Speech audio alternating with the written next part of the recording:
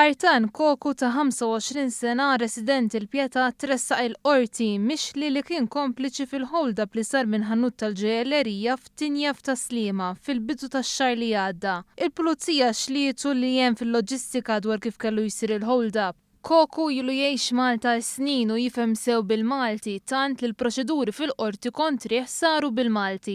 Il-qorti preseduta mill-Maġistrat Grezzju Merċieqa kkonfermat l-arrest wara li l-imputat ma kkontestax. Il-qorti b'konsultazzjoni mad-difiża u l-prosekuzzjoni ħadet nota li l-Albaniż possibilment jista' jammetti l-akkużi u għalhekk ordnat li l-każ ikompli jinstema' l-ġimgħa d-dieħla sakemm isiru anke l-konsultazzjonijiet meħtieġa mal-Avukat Ġenerali. Intant brabta ma' dan il-każ il-pulizija għadha għaddejja bitfittixa l-beka ta' Xmuka li ġieħu Daniel Muka u Ramazan Hiza.